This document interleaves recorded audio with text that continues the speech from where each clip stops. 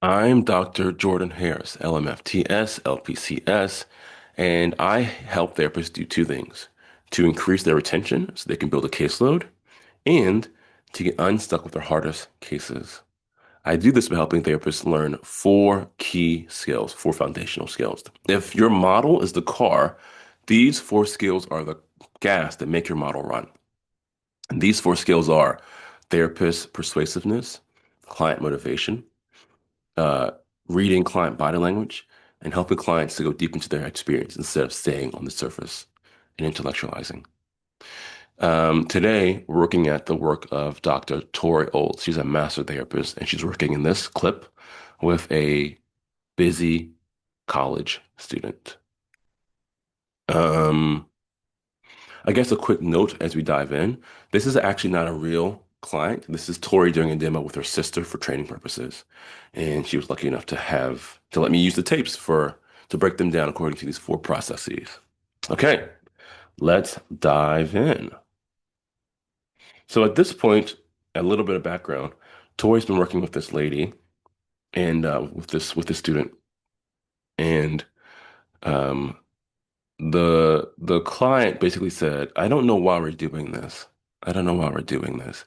And Tori's trying to help the client to go into her body and have more awareness of her inner world. So we'll pick up there and we'll see where this takes us. Yeah, it's like on the one hand, that's right. It's like no matter, there are things on the outside that actually we can't change in here. I always think about that when clients come in with their partner and I'm like, oh, we can't change your partner. On the other hand, my sense is like only about half of our real suffering comes from what's actually happening on the outside.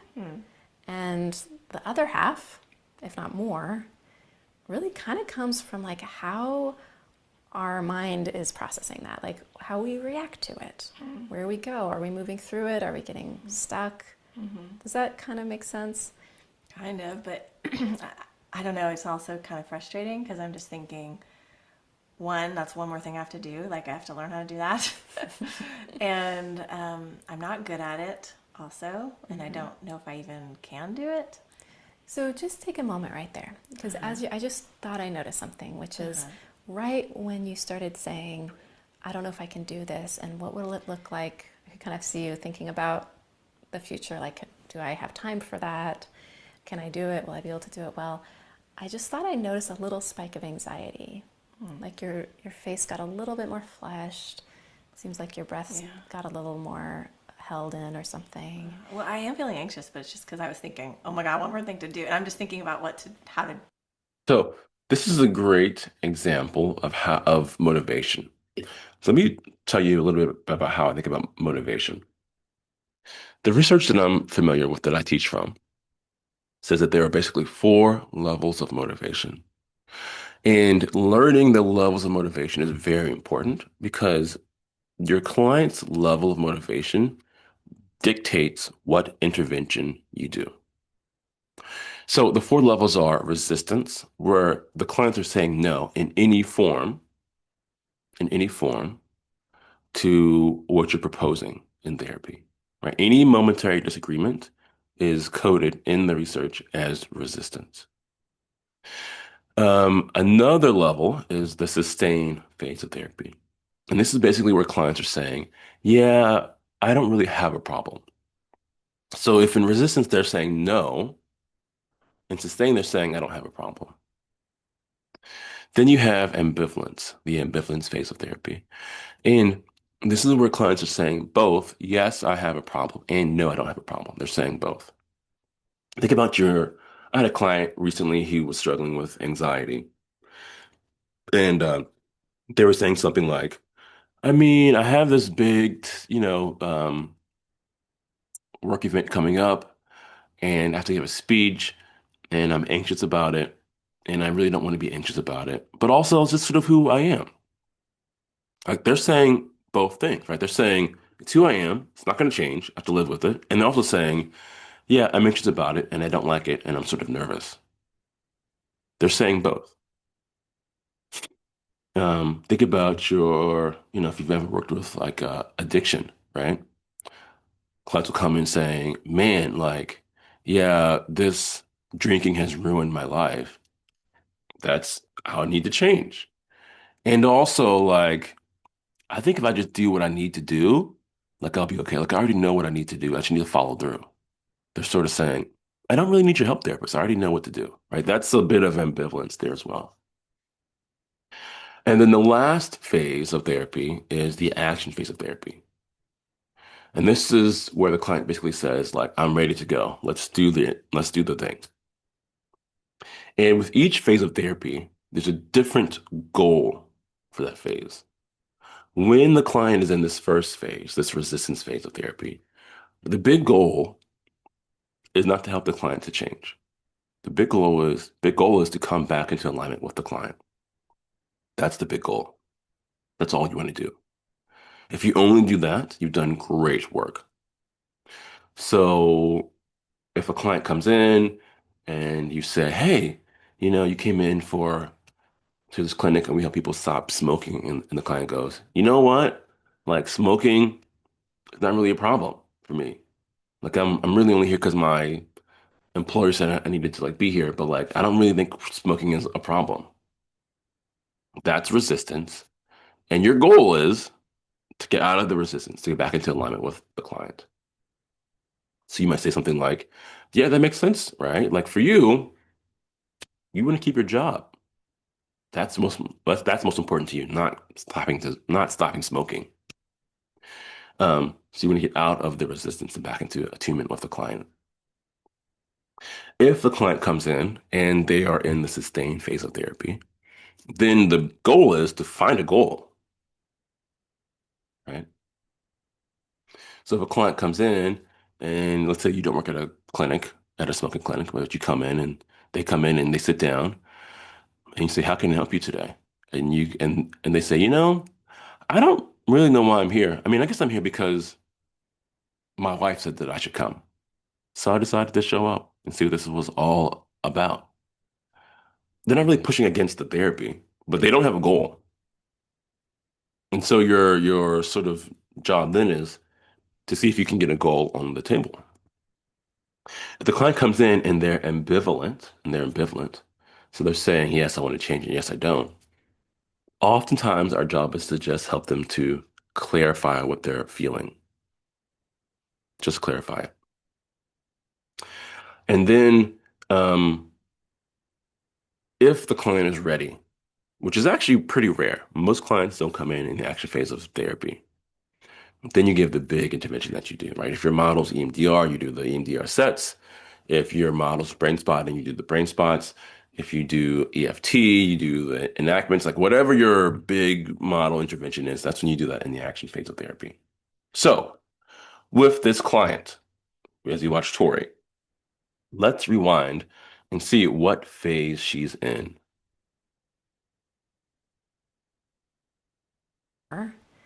Really kind of comes from like how our mind is processing that, like how we react to it, where we go. Are we moving through it? Are we getting stuck?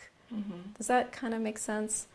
Kind of, but I don't know. It's also kind of frustrating because I'm just thinking, So the client says, kind of, but my teacher, when I was first learning this, she said, my mentor, she basically said, whenever a client says yes, but that's a did give away for resistance. So this client is in the resistance phase of therapy. Now, I want to make something very clear. When I teach this in my courses, um, most therapists don't like it when I use the word resistance. And I think for good reason, because it has this sort of connotation that the client is being bad or someone's done something wrong. And that's not what I mean at all. So I see why therapists don't like it. And that's just something different than what I'm saying, right? In the literature that I teach from, resistance is anytime the client says no to the therapist, anytime, even if it's like a momentary disagreement. So like in this right here, right? Like they aren't having some big fight. The client is basically saying, yeah, but I don't like that. Think about it. The example I often give when I teach is think about it like a date, right? Like if she just asked her out on a date And this person responded by saying, yes, but she's resisting the idea of going out on a date.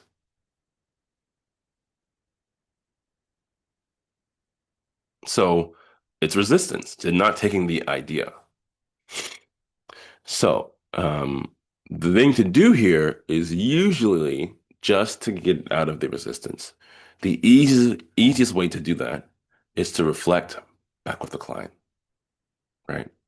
Reflection is a way of demonstrating, hey, I really understand you. I really understand you. Let's see what happens. One, that's one more thing I have to do. Like I have to learn how to do that. And I'm not good at it also. And I don't know if I even can do it. So just take a moment right there, because I just thought I noticed something, which is right when you started saying, I don't know if I can do this, and what will it look like? I could kind of see you thinking about the future, like, do I have time for that? Can I do it? Will I be able to do it well? I just thought I noticed a little spike of anxiety. Like your face got a little bit more flushed. Seems like your breath got a little more held in or something. Well, I am feeling anxious, but it's just because I was thinking, oh my God, one more thing to do. And I'm just thinking about how to do, I got a lot to do. Yeah. So in the research that I teach from, and I want to be very kind because Tori was kind enough to give us these tapes for this training. Tori is being directive, and what tends to happen is that when we are more directive, when we keep pressing on our model on how we think change has to happen, it tends to increase the resistance from the client. Not always, but it often does that.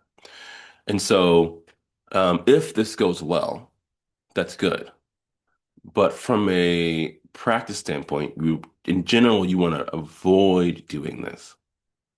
You want to avoid doing this because it's likely to increase the resistance. Let's see what actually happens here. Yeah, right. Okay, so let me slow down that progression a little bit, because how perhaps, at least I thought I saw it, was that you were kind of noticing, I don't know how to do this. It seems like it'll be hard, and that that might have brought some anxiety. And when anxiety comes up, there's like two places that we can go with it. We can either go kind of like noticing the anxiety and toward it, like turn toward it and like work to regulate it and see what I need to feel settled, like pay attention. So what Tori does here then is she doubles down, she goes more into explaining. And this is again usually not the best thing to do when you hit resistance with the client, right? There are a bunch of things that we do that many of us do. Many of us do. I've been guilty of this. When we hit resistance with a client and things like explaining, cheerleading, pushing again for our intervention, these things tend to only increase more resistance because essentially what we're doing is we're communicating to the client that you need to change in some way. And the more we communicate that, even when we have the best intentions, I mean, you watch this tape and Tori's only trying to help this client. She's only trying to help her. But when we do that and send a subtle message of actually you need to change in some way, um, clients tend to resist even more. They tend to dig in their heels. Let's see what happens here in this tape. We don't know, but let's see what happens. Or we can kind of go away from it, which there's lots of ways we can do that. But one common way is like to go up into thinking. So people kind of go up into thinking, which is maybe in some ways a little more comfortable because it's kind of distracting and it's not as like feeling it in a way. But then those thoughts tend to be anxious, and we can kind of get like looped then in anxious thoughts, which while thinking is like mildly comforting in a way, it kind of just perpetuates the anxiety also, so it can't actually shift. Okay. Yeah, that makes sense. So what we might try to do then would be to actually put the awareness on the anxiety and see what you need there. Okay, yeah, I see how like just thinking about it doesn't help. I'm still not exactly sure how thinking about the anxiety is going to help. So we won't think about it. So again, the client's like, yeah, I don't know about this. I don't know about this. I don't know about this. Which is what we would expect, right? It would be one thing that Tori could try here is just to reflect back with the client. If you've ever seen the tape of Carl Rogers, that's like his super skill. I mean, he is a master at reflection, and it is amazing to see him use one skill and to completely rework a session. So something that Tori could say here is, yeah, right, like it doesn't feel like this is going to be helpful at all. It doesn't make any sense to you. And if she continues on that path, just reflecting back what the client is saying until the resistance is fully gone, you'd be amazed at what could happen. Now, doesn't always happen, right? I don't want to pretend that therapy is like you push a button and this happens. But oftentimes, I'm shocked at how far you can get by reflecting and how useful a simple reflection is at diffusing client resistance.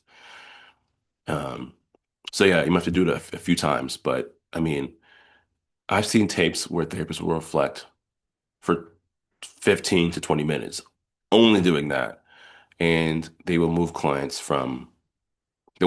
move from being resistant to being totally bought in.